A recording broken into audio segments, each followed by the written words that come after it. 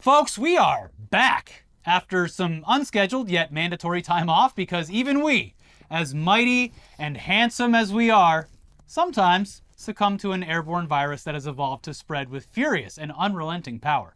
And we'll chat a bit about the experience that Eliot had and what we all did on our big COVID vacation at the end of the episode. But we missed out on a hell of a lot of news while we were gone last week, and we can only assume that you missed out on it too, because we are clearly your only news source. Trust me, I was operating at maybe 10% power, only able to use my scrolling finger, and it was killing me that so many things I was looking at, I was like, oh, this is going to be great to talk about. Wait, fuck. I was merely wandering the streets of LA, yelling headlines at Anyone whoever need was some listening. news? Extra, extra. Did you guys see what Trump said? Yes, this episode, it might be a little disorderly and we might not dive as deeply into certain things as much as normal, but we just have to blow off a little dust, okay? And before you know it, the show will be back to normal, so let's not waste any more time and just dive into some of the bigger stories that played out over the last 10 days or so. And look, we very rarely ask for this up front, but if you could go ahead and give this video a like at some point during the whole thing, we would really appreciate it since, you know, time off equals falling out of YouTube's algorithm. Yeah, some of you were assuming I'm dead. The algorithm is assuming this channel is dead. Yes, to be clear, We need to give it a nice kick in the pants, we're both alive. set it back on its way. And so is the channel, so please engage with the content to help us out. Now, the show will start. So obviously, yeah, you take one week off. There's a lot of news regarding Musk, Twitter, Trump, the Republican presidential race, Swifties taking over the NFL, Dianne Feinstein fucking dying, Yeah. R.I.P., and of course, wild hogs. They all made an appearance. But there's a few stories that we want to at least touch on before we get into those. So let's start with the fact that a New Jersey senator has been indicted and charged with the most stereotypical New Jersey crimes possible: corruption. Yeah. Hey! Well, was he stealing the gabagool? Democratic Senator Bob Menendez, so not a Republican, not Italian, so some surprises here. Yeah. It's the New Jersey that really brings this all together. Yeah, it doesn't matter. It's Italian coded. Doesn't matter where you come from. When you're here, you're family. Exactly. And by family, I mean like La Cosa Nostra. The family. So yeah, Bob Menendez was accused of accepting lavish gifts, cash, and apparently literal gold bars. Come on. In exchange for helping Egypt get favorable treatment from the United States by way of Menendez's position on the Senate Foreign Relations Committee. According to The Guardian, Menendez also used his power and influence, according to the indictment, to secure and maintain a lucrative contract with Egypt for a business associate. Closer to home, Menendez allegedly attempted to disrupt a New Jersey criminal prosecution on behalf of another businessman friend. Menendez, 69, has pleaded not guilty to conspiracy to commit bribery, conspiracy to commit honest services fraud, and conspiracy to commit extortion under color of official right. And this wasn't even the first time that Menendez had been charged with these types of schemes. In 2015, he was charged in connection with a bribery scheme after allegedly accepting gifts from a businessman friend in exchange for intervening in a dispute with the government of the Dominican Republic. What? That case went to court in 2017, but ended in a mistrial after the jury was deadlocked. Obviously, members of his own party demanded that he resign from his position, to which he replied, nah, and then claimed it was racist to ask him to step down. I mean, yeah, kind of racist to ask, did you look at my name? It's Bob Menendez. Yes. He said, it is not lost on me how quickly some are rushing to judge a Latino and push him out of his seat. I am not going anywhere. Fuck you, Bob. And he also claimed that he'd been hoarding that cash for decades because his family was from Cuba. This is the The funniest... government is going to come in and take this money at any point in time. This is the funniest fucking... They're going to drain my I bank feel like account. I've seen this exact excuse used before. It's the most, like, just cynical use of, like, you know, I'm from the old country. We do things a little differently. We stuff our mattresses and jackets with cash and gold bars. This makes sense if you're, like, 90 years old and you lived through the Great Depression. And you're hoarding like $1,000. Yeah. Anyway, here's a clip. Yeah. For 30 years, I have withdrawn thousands of dollars in cash from my personal savings account, which I have kept for emergencies and because of the history of my family facing confiscation in Cuba. Now, this may seem old-fashioned. Also, always fun to point out, every fucking... I believe every prominent Cuban American in Congress, their family left Cuba during the Batista regime, before Fidel Castro was a glimmer in anyone's eyes. And yet they all talk about it in this vague way that kind of alludes to like, oh, we escaped Castro, but like none of them fucking did. No. It's always very interesting to me. Mm-hmm. But yeah, it is at least somewhat funny that a politician from New Jersey was literally stuffing hundreds of thousands of dollars worth of cash and literal gold around his house and in his jacket pockets, all while openly discussing these crimes over text messages and emails between him and his wife, where you gotta use some code words, buddy. They use no code. No. Nope. So yeah, everything that people have learned about doing crime seems to be lifted straight from movies and TV. Yeah. And as for the fallout, his trial is set for next year. But in the meantime, at the very least, he has been removed from his position on the Senate Foreign Relations Committee. And his daughter, Alicia Menendez, who works as an on-air host for MSNBC, basically had to recuse herself from any coverage of the topic, but insisted that her colleagues would aggressively cover the story. Mm-hmm. His trial has been set for May 6th of next year. So yeah, something to look forward Also, we love hypocrisy, folks, but yeah, pretty much, it did take a moment. The Fetterman had to come out and be like, no, he needs to fucking quit. Yeah. Everyone else was kind of dilly-dallying, but it seems like the majority of the Democratic Party has come around.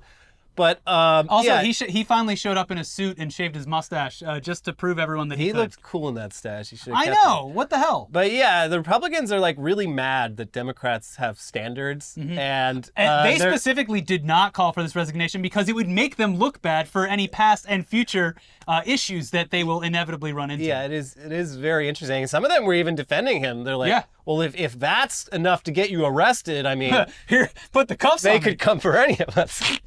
Like, okay, hello, FBI, maybe there, that guy. Yeah, well, next on the list of things that we missed, and we're going to keep this brief because it's already ancient news by internet standards, but we have to at least mention the fact that people kept posting images of meals and groceries and just misrepresenting the cost of what is shown as an example of inflation gone I'm wild. so tired of this. Yeah, and obviously these people then get called out for blatantly lying about what their Before orders we get into consisted this, of. I just want to say, if you're struggling, go to a fucking Korean supermarket. If you live in a real state of this country, H-Mart, you probably got one. If you live in an urban center, but any Asian market, shit's gonna be cheap as fuck. Yeah, and this is not to say that inflation isn't real or that it's not hitting average folks in their pocketbooks, but the people that go out of their way to post photos of inflation gone wild with their grocery lists and then saying how much it costs, but clearly leaving off certain things that are definitely optional luxury purchases. One recurring thing is they pretty much always have a plastic container of pre-cut fruit. Yeah. Because cutting fruit is very difficult. Yeah, and then just the best quality pre-ground coffee. A fun game that I've seen a lot of people playing is, can you cook a complete meal with any of these ingredients? Yeah, likely And not. Almost never. I saw one where someone had 20 bottles of honey. Yeah. What's going on? There was one with just cartons. You problem. Cartons of eggs stacked. Go to Costco. How big is that family? Go to Costco. You can get 60 eggs. It's too many eggs for me, but Yeah. if that's how many eggs you need, There you go. you know where to go. But the most notable example of this recently was a viral tweet from New York Times columnist David Brooks, who posted a photo of his meal at the Newark airport, a hamburger and fries, with the following caption: "This meal just cost me $78 at Newark airport. This is why Americans think the economy is terrible." And look, the post was widely mocked for not only being insanely inaccurate and misleading, but also because the guy willingly posted proof that he removes all of the vegetables from his burger before eating it, like a fucking 8-year-old child. Yeah, I do want to say sometimes they use the wrong kind of lettuce. If they're putting fancy arugula, I'm not eating that. Yeah, No, but get that shit out of there. if you're at the airport and this is the only sustenance that you're going to be getting worthwhile in the next Yeah. 4 to 8 hours, I'll eat whatever vegetable is there. Well, I don't have this problem because I fly out of Burbank and the only food available is Guy Fieri. Guy Fieri, yep. And he doesn't put any of that fancy shit on his food. Nope, he puts donkey sauce on it. That's right. It's Donkey sauce. delicious. I do love it. And this is the David Brooks thing is an extension of a previous thing where people would just go to the airport and take a picture of the McDonald's menu and be like, oh, the West has fallen. And it's okay, the fact that you didn't include the fact that you were at an airport, Yeah. which is pretty crucial here because everything's way more expensive at the fucking airport. Yes. Come on. But yeah, $78 for a burger and fries. That's crazy. Crazy. Yeah, it's wild. But the real issue was the fact that a vast majority of that meal's $78 price tag came from copious amounts of booze that he ordered alongside his burger and fries. Or maybe just that one glass. I mean, I imagine his receipt looked a lot like some of the expense reports that I used to submit on our press trips, where it's like, I had a $75 per diem, and I got a burger and fries and a glass of Johnny Walker Blue. I will take the... Oh my gosh. the non-itemized receipt, please. They did eventually start asking us for itemized receipts. Yeah. Yeah. I'm glad I got all of my drinking done when it was on someone else's dime. Yeah, that was a smart move. Uh-huh. Anyway, airport dining it's typically overpriced, and it's obvious to anyone that inflation is real and affects the day-to-day purchasing habits of people. But to willingly post a photo where a tall glass of bourbon is next to a meal and not factor that into the price at all, that's ridiculous. And he was justifiably mocked for it by everyone, including the restaurant itself. It was a real bipartisan mockery. Mm-hmm. Even the restaurant that he dined at got in on the fun by advertising the David Brooks meal. You've had the Travis Scott meal. Yeah. You've had the Barbie meal. What's the GeoGuessr guy? The Rain Lord? Rainbolt? Yeah. You've had the bagel. Welcome to the David Brooks meal. Yeah. It's going to cost you. Mm-hmm. In a post to their official Facebook page, the 1911 Smokehouse Barbecue Restaurant at Newark International Airport posted, "Looks like someone was knocking back some serious drinks. Bar tab was almost 80%. And he's complaining about the cost of his meal? Keep drinking, buddy. We get paid off everything." They followed that up with the following advertisement for the D. Brooks special. A burger, fries, and a double shot of whiskey for just $17.78. That's a steal. That's a damn good deal. You might as well book a flight just to get that meal price. Yeah, that's... You gotta hand it to him. That is really good. Between that and you could probably take a Spirit Airlines flight and this newly priced meal for the same price that David Brooks paid for the original. Yeah, I'm just commuting to Newark Airport for all my meals from now on. Yeah. For his part, Brooks copped to being an idiot and said, "I was insensitive. I screwed up. I should not have written that tweet. I probably should not write any tweets." He had to go on the fucking news to do this, though. It's like, okay, you're not apologizing. Just say I'm a fucking idiot and move on. That's kind of what he did. Right, but he had to go on the news. But then he named the platform. Elon Musk somewhere just silently punching a hat. Oh my God. They're called posts or zeets or whatever. Anyways, I guess we were just trying to give you a little breathing room there before the biggest stories from last week, because they all, shockingly, involve, I don't know, Elon Musk, Linda Yaccarrino, Donald Trump, the Republican Party. But now let's get into them, because why wait? And we can have some other stuff on the tail end of this episode. We know a lot is always going on with Elon Musk, Twitter/X, and Linda. But this week in particular was quite good. Some of it was funny, some of it was completely baffling. So let's rewind a bit and find a starting point for the madness. And that would probably have to be the launch of X's first major video advertisement, which was posted not once, but twice by CEO Linda Yaccarrino for reasons that we will get to in just a second. But the goal here seemed to be a consumer/advertiser friendly example of how Twitter has changed, how the app benefits both users and brands, and all of the big updates that have come or are coming to the app. It is the everything app, after all. Yeah, not sold on it, if I'm being honest. Yeah, it didn't do much for me. Literally, 75% of this ad is you can send messages to people with your phone. I'm like, okay, what was it, 2005? Shut the fuck up. Into sports? Yeah, I can. Do you watch football? Because everyone's talking about football. Oh, I can watch the media. game on the... Oh, I can't watch the game. I can just post about it? You can definitely illegally post clips. They're like, oh, you can go shopping. I was like, oh, what, in the app? Oh, no, I can click on links and then go to a website? What? Shut up! This is all groundbreaking stuff, you see. Fuck you. Anyways, the problem is that, it seems like no one has any idea what an average user does or wants from this app. And a lot of this is just trying to show use cases for updates that they've done as if people are really using the platform this way.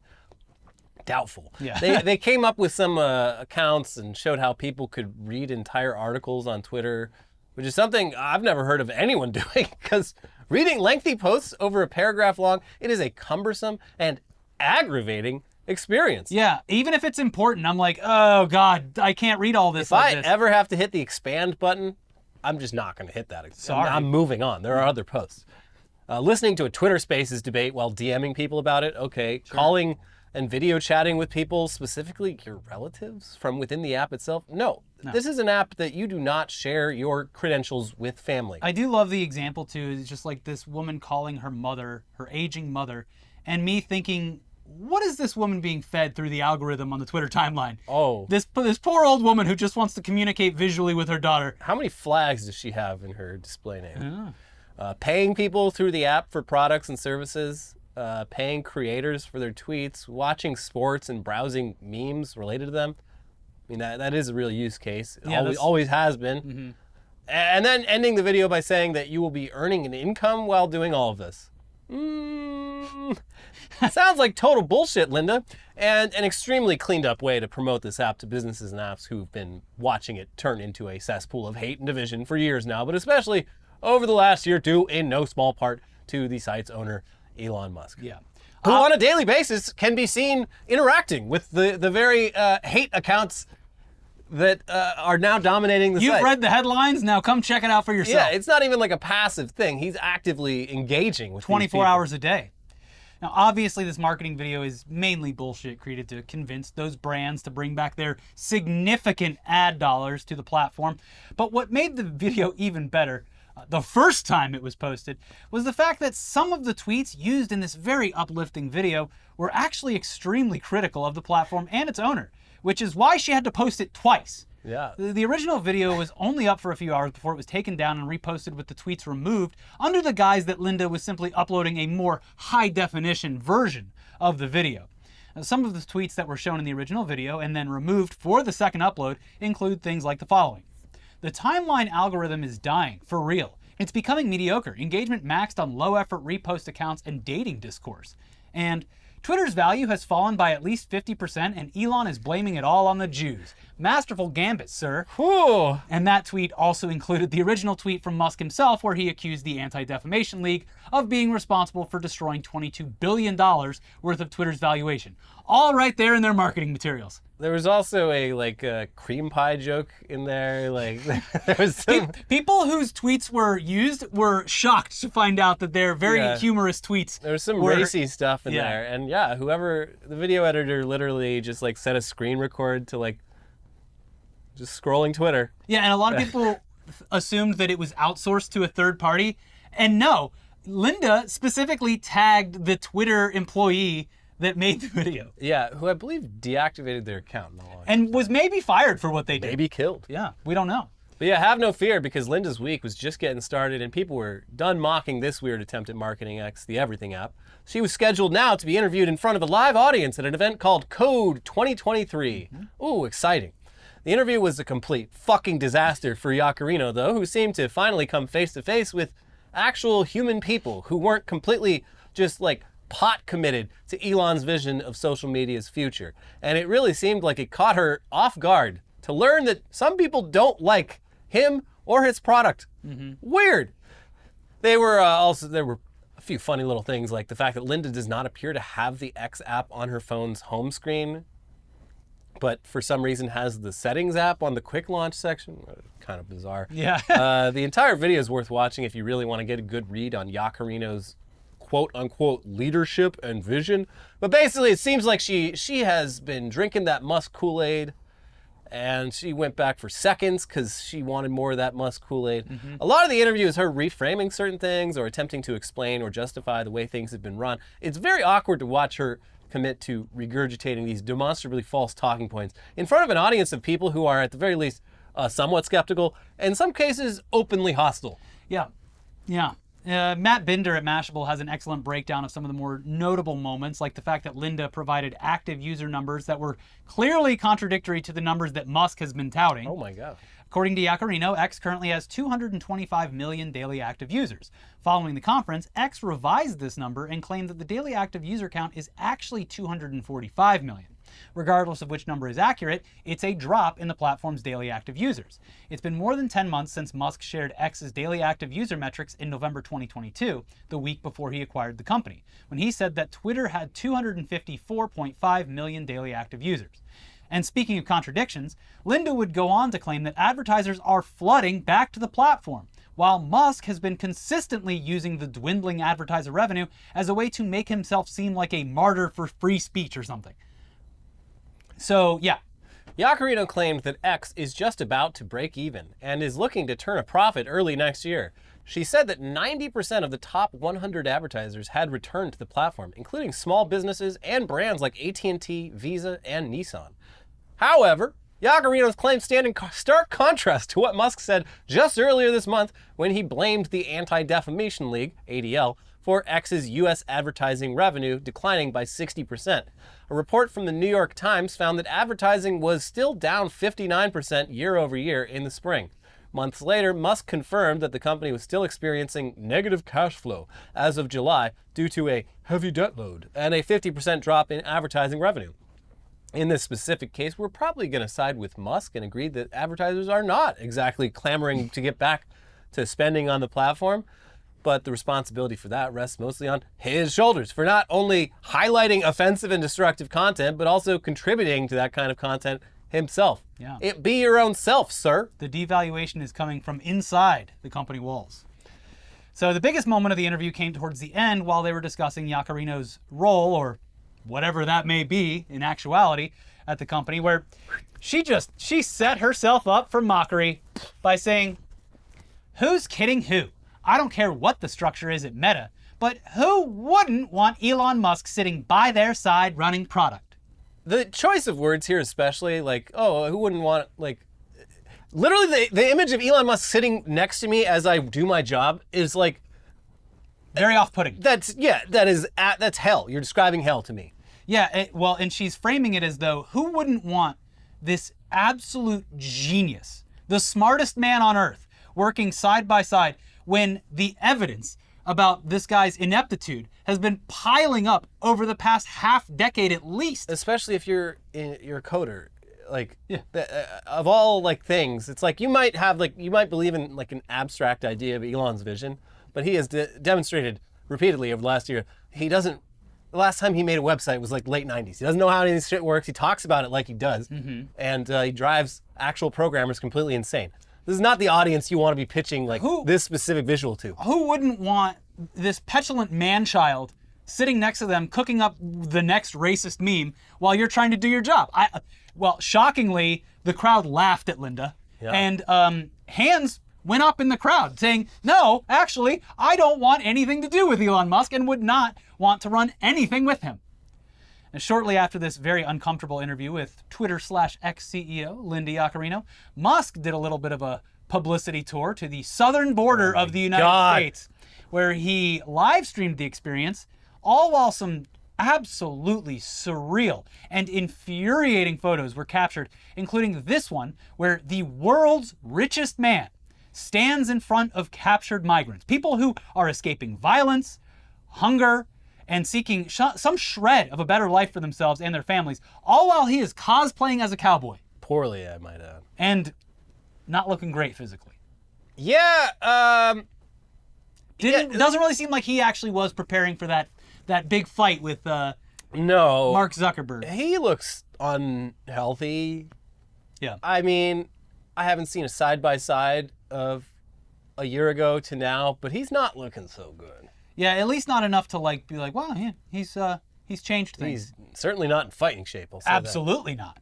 Anyway, yeah, it's quite the image. The world's richest man standing before a bunch of people so poor and desperate that they are risking their lives on a journey to a country that treats them as subhuman and gathers them up for a photo op for a cowboy, while that cowboy tells his millions of followers on the app that he owns that we should, in fact, build a wall. We're bringing that back. All right. Also, he looked like shit. Again, sorry, hate to reiterate this, but he had his fucking hat on backwards. And none of the real cowboys around him corrected him, which is very funny. Some real emperor's new clothes. I do love. This was also pointed out that like there always seems to be like a willing group of people to stand in the background like of some Cruz pranks video. Yeah, there's down in Texas they got like a central casting sort of thing of just like good old boys. You need about a dozen good old boys to stand in the background of your it's social media the bro code for billionaires. Yeah. But yeah, just the visual here. Backwards hat, weird-shaped body on full display, nipples protruding. They were out there. Looking like Butthead. Having his live stream crash because his platform is held together by popsicle sticks and rubber bands. Just truly something to behold. Masterful gambit, sir. Anyway, before we move on from the Elon Musk news, on Monday this week, it was announced that Elon Musk was being sued for defamation because he falsely identified someone as a neo-Nazi, which obviously led to the guy being relentlessly harassed and receiving death threats. Shocked.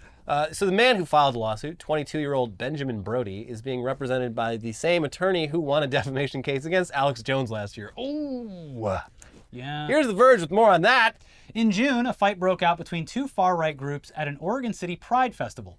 Footage of the fight circulated across social media, and soon, users started falsely claiming one of the men was a federal agent and attempted to identify him. Brody was wrongfully identified as the man in the video. Musk replied to several false X posts about Brody, amplifying them to his more than 147 million followers at the time. On June 27th, Musk replied to a post containing a video of the fight, alleging that Brody was part of a false flag operation. Looks like one is a college student who wants to join the government, and another is maybe an Antifa member. But nonetheless, a probably false flag situation, Musk wrote on X. As of publication, Musk has not deleted the post. Being defamed by someone as famous as Musk was an utterly terrifying experience, and it has left Ben stunned, disoriented, and worried about the consequences of his future, Mark Bankston, Brody's lawyer, wrote on X Monday. In the suit, Brody claims that he and his family were forced out of their home due to the harassment campaign that they argue was amplified by Musk's post due to a huge number of people who believed he was either a neo-Nazi or a provocateur in a psyop to commit political terrorism on American soil. Ugh. Well, I hope he wins. Yeah. But yeah, throw that on the pile of stuff that will ultimately doom Elon Musk and his businesses. But this one in particular will be interesting, specifically because the guy's lawyer just successfully represented the parents of Sandy Hook victims against Alex Jones. And not only one, but one big. Bigly. Big. Yeah. But yeah, look at the time. We haven't even gotten to Trump or the Republican presidential debate yet, which Trump obviously was not in attendance for. No, but he still won, so... You know, he's been ducking these debates so much. Oh, wow. Someone might come up with a nickname for he's him. always ducking. You know, if he keeps ducking these debates, I'm going to stop calling him Donald Trump. I'm going to start calling him Donald Duck. Donald Duck. And let me tell you what's going to happen. You keep doing that, no one up here is going to call you Donald Trump anymore. We're going to call you Donald Duck. All right. It's the funniest face. And again, New Jersey. You can't...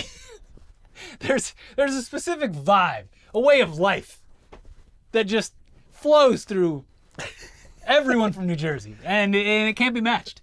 Whether you're smuggling gold bars in your coats or you're clowning for the camera, everyone's got that little edge if you're from Jersey.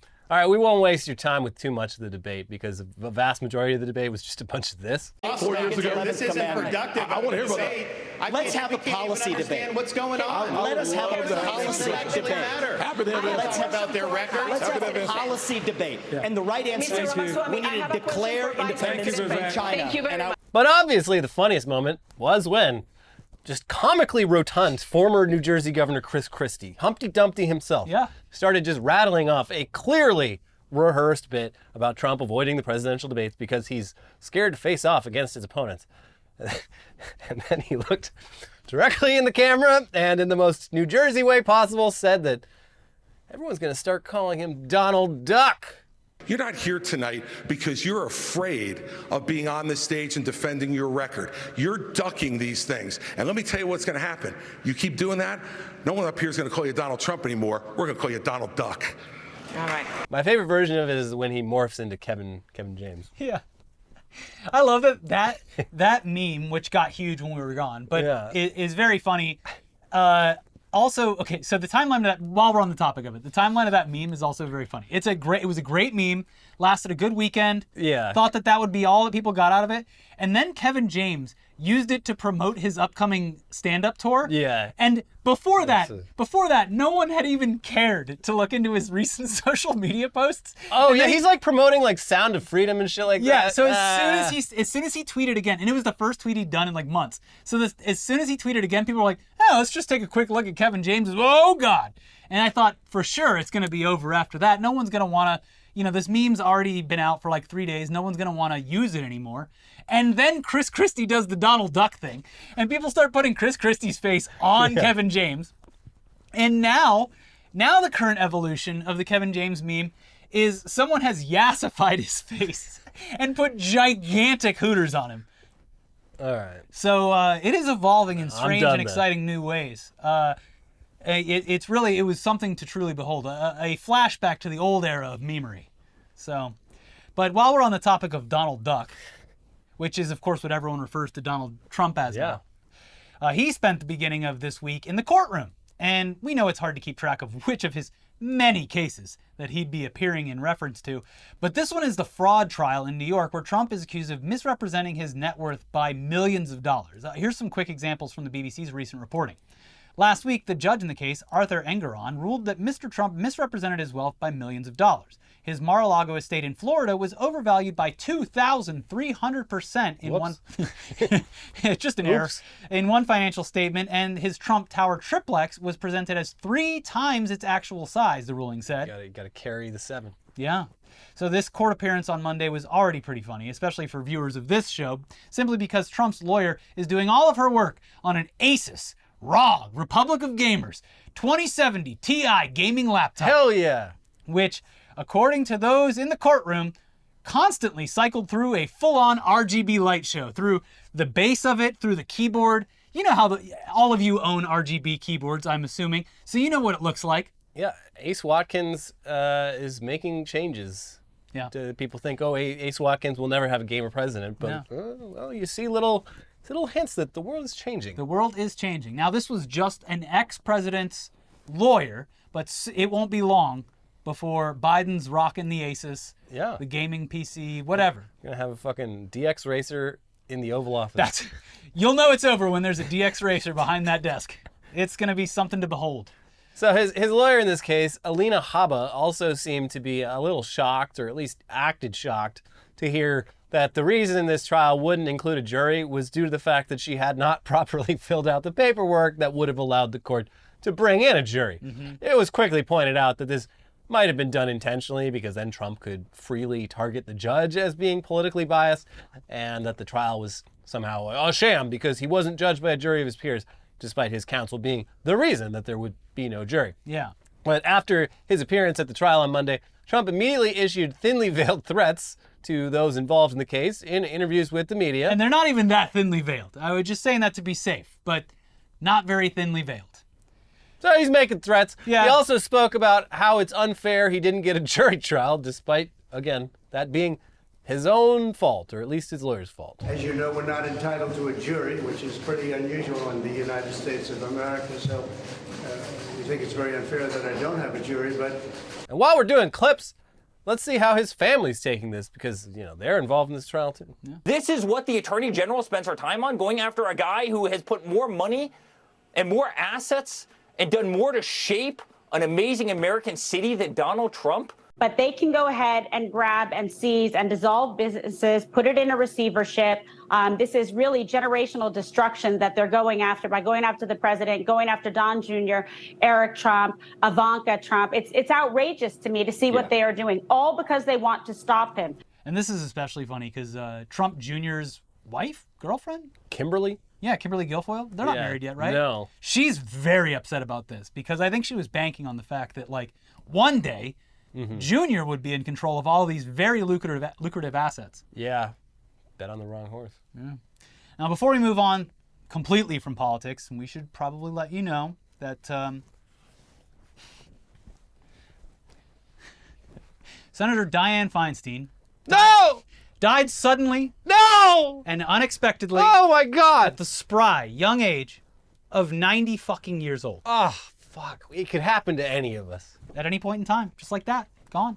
Look, we're not trying to make fun of someone dying, but we, along with everyone else, have been raising alarm bells for years. No, that's the whole thing, is 90-year-olds fucking die. That's what happens. That's what they do. Yeah. And a lot of people in this country have been acting like you're insane for pointing that out. Yeah. She's had clear cognitive and physical decline for years now, and that has only gotten more alarming over the past few months when she was recovering from a shingles outbreak and then couldn't remember where she was going, what she was voting on. Lots of stuff like that. Yeah, well, her staffers were like operating her with fucking string. Yeah, she snapped at a bunch of children a few years back. Yeah, and that was while she was still like fairly lucid. Like, and that's the thing. Like, even when she wasn't like cognitively just completely fucking impaired, not a very good person, if I'm being honest here. Yeah, her track record doesn't really. Like, I'm not gonna say rest in piss or anything, but like, definitely. Nothing to write home about. Some very part of a bygone era that, if she had retired at a normal fucking age, would have been a bygone era, but is now just a recently bygone era because she refused to fucking quit, and everyone around her refused to do anything about that. Yeah, and it also speaks to a larger concern that we've expressed over the rising age of U.S. politicians and why there aren't limits on how long they can serve, especially when it's clear that they are in some kind of health decline. Yeah, just make them, I don't know, I'll settle for like Mitch McConnell. Another example. Make them draw a clock. It's actually, look, I don't know. But to me, I honor our elderly, obviously. Clearly, I love the olds. But I would say that it is very upsetting that she worked until she fucking died. Yeah, like, you gotta have time, spend time with your family and what I presume are many grandchildren. Yeah. New Nick Lutsko song about this very topic, by the way. Oh, cool. Very good. Oh, we'll link to it. So no, it's not shocking at all that Feinstein died in office. It's actually exactly what everyone thought was going to happen. Yeah, and now Gavin Newsom is appointing a replacement who doesn't even fucking live in California. It's like literally a fucking lobbyist. And also lobbied on the side of Uber against the unions. Gavin Newsom, every time I'm like starting to come around on him, he does something absolutely stupid. Like in the case of this week, does like 5 separate things where I'm like, oh, I fucking hate this guy. What a ghoul. Yeah. He built up a little goodwill there, like in September, and was like, you know what? It's ghoul time, baby. It's October. Let's throw all that away. Yeah. Well. So one of the other huge stories that we missed right at the beginning of last week was the official end of the writer's strike. Hey, that's good news. We have good news on the show. Yeah, they certainly went on long enough. Yes. It's great news. It seems as though the writers actually did get a large portion of exactly what they were asking for. Unions work. Talk shows are already back into production. Late night TV starts airing Monday night. Writers' rooms are going to be bustling again, and things are almost back to normal. Next up will be the negotiations with the Screen Actors Guild, which we assume will move along pretty quickly on the heels of the writers' agreement.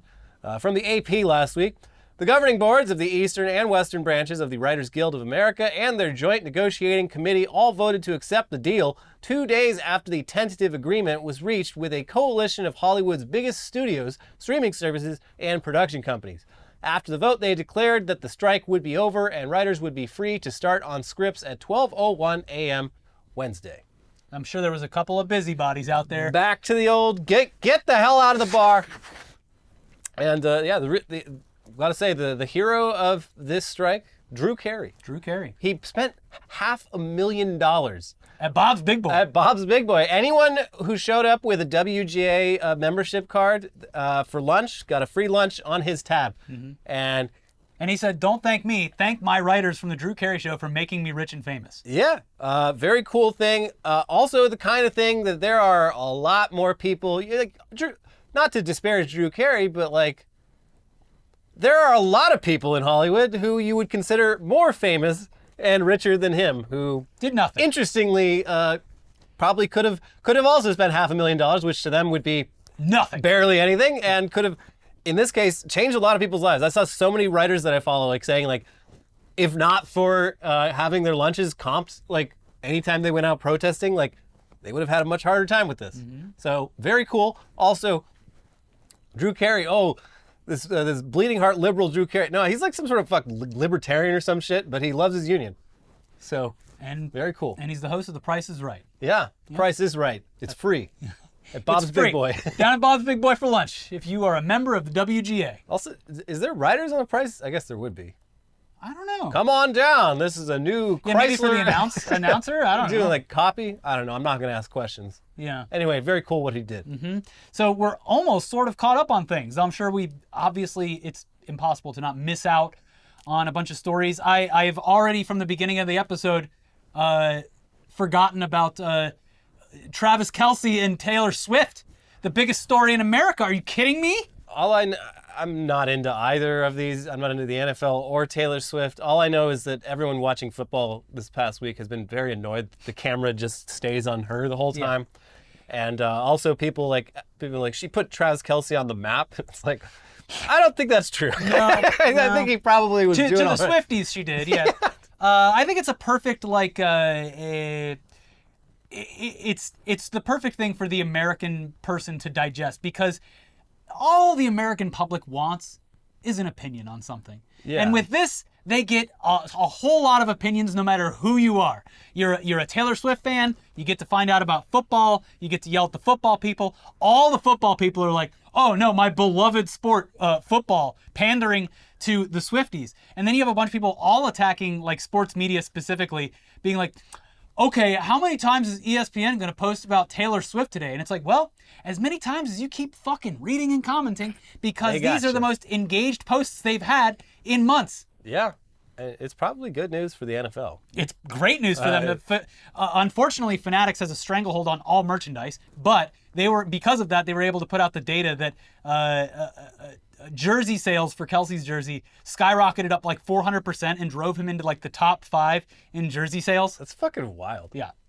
She controls the U.S. economy. She's going to be dating this guy for like 4 months too, tops. Like maybe, yeah. Yeah. Meanwhile, that 1975 guy's already on apology tour. Yeah.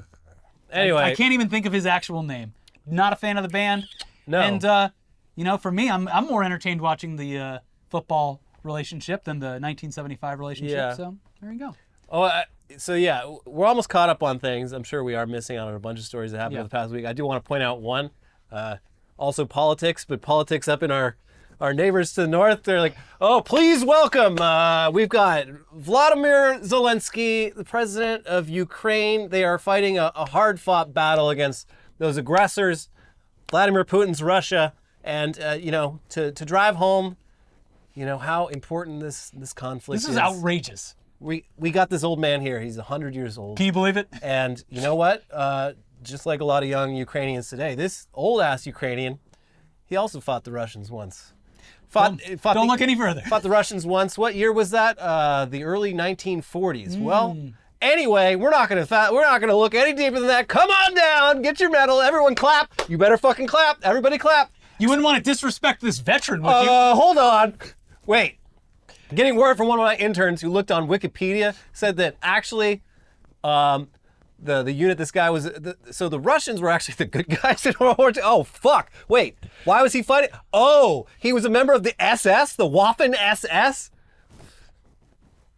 Well, we're going to act like that's okay. We did what the media likes to refer to as a bit of an oops. Yeah, and I'm not going to apologize. I'm going to tie myself into a knot trying to justify what I just did. It was a wild time up for our neighbors in the north, and we might get to it on Weekly Weird News, or it might be actually too disturbing to talk about on Weekly Weird News. But speaking of Canada, the animals have won a war in Canada. A grizzly bear killed 2 people. Oh. Yeah. Jesus. Yeah, so be careful out there, folks. It is not a joke. And respect nature. Well, anyway, so let's take a look at some news that falls into some of our other categories, like the category of wild hogs and how you deal with them. Mm-hmm. I mean, there's an obvious answer here, but we've already admitted countless times we were wrong about wild hogs. It does appear as though you do need to be armed with multiple AR-15s in order to defend your children and yourself from these relentless, bloodthirsty bastards. Yeah. And we got even more proof that no one is safe from a wild hog attack recently, because one family was forced to call 911 after being cornered, attacked, and taunted by what they describe as a 300-pound menace. I'm standing inside my parents' house with a hammer and a knife trying to defend myself and defend my family at any cost. I shouldn't have to live like this. Wendy Goldstein spoke to Fox 7 Tuesday, concerned because someone's pig had been going after her family. She described the pig as 300 pounds, black and white spotted, and foaming at the mouth. On Monday, this 911 call came in. We had some random pig in our yard, and it's attacked by my grandma. My grandma is being attacked by a random pig. Now my grandpa's being attacked. There's a wild hog in the yard at that address. Is going after now. Mud stains and scratches could be seen on the door. Goldstein says the pig went after her daughter and disabled parents. My daughter got hurt out here. and then he barreled through. My mom wrestled with him at the doorway to try to prevent him from coming in. He barreled on through, got a hold of my dad. My mom tried to lay on top of him to crunch him down until the cops got here to get him. And he overpowered her and got on top of her. And he had her flattened like an accordion. Now over into the category of YouTube pranksters suck and kind of deserve what's coming to them.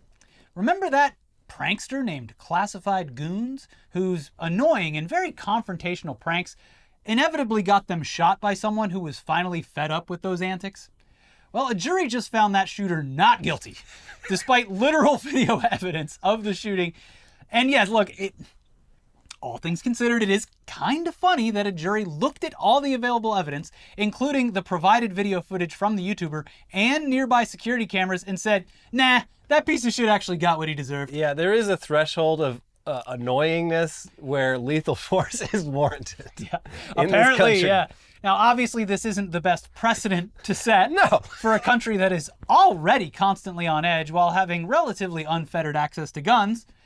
But it's undeniable. The general public absolutely despises YouTube pranksters in particular, and are apparently pretty stoked that one of them got shot. And we should point out that the main reason this is funny is, of course, because he didn't die. That would have made it a lot yeah, more... that would have ruined the joke. Yeah, but he also didn't learn anything. Didn't learn anything from his experience of being shot for being annoying, and indicated even at the time that it happened that he'd be back to filming those pranks in no time. America, you know what to do. Apparently now they've been given the green light. I do love that. Like, this is kind of old. The shit you hear about, like, in the 1800s where, like, you know, a whole town would do a little local justice, and they're just like, you won't be able to find a jury that will convict. Yeah. And, yeah, it's sometimes nice to see that happen in the modern era. But, yeah, no, I don't like the... Yeah, the precedent that this sets is yeah, very worrisome. I mean, in this case, very clear-cut case, but the problem with I feared for my life, or they were being extremely fucking annoying, is those are all very subjective.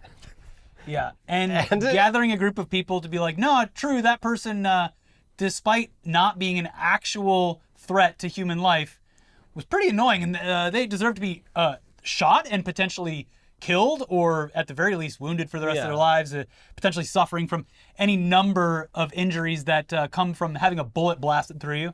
In this case, pretty funny. But in most cases, I'd be a little... The rare exception. Yeah.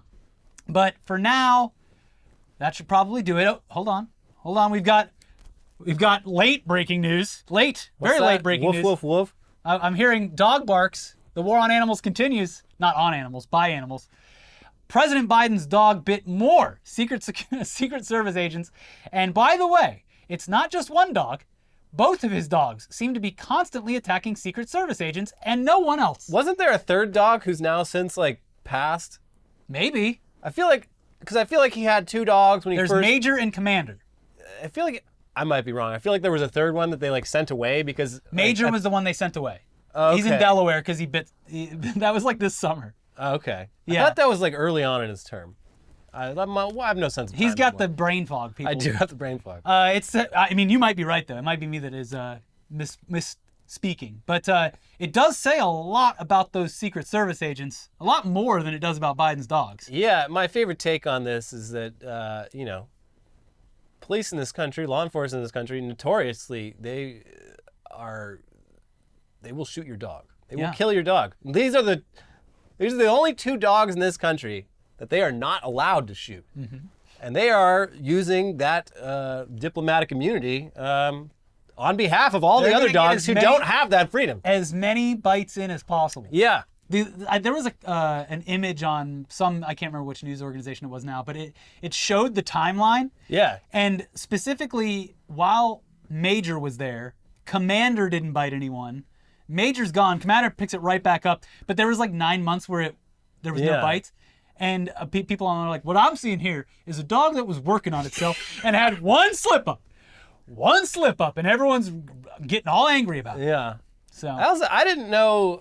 I've never spent any time around German Shepherds. I did not know they were one of those breeds that does a lot of biting. But apparently, they're the police dogs that they sick on people that they need to get bitten. But I mean, I think in that case, they've been trained to do it. Yeah. These dogs, I assume, maybe less trained.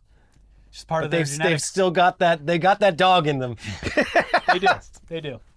But here's a brief and telling quote from CNN's reporting about the most recent incident. President Joe Biden's younger dog, Commander, bit another U.S. Secret Service agent at the White House Monday evening, CNN has learned. The 11th known biting incident involving the 2-year-old German Shepherd. They should have a fucking challenge coin for Yeah. getting bit by Commander. Another of Biden's dogs, Major, was involved in biting incidents at the White House. The German Shepherd later moved out of the White House, and Commander arrived at the White House in 2021.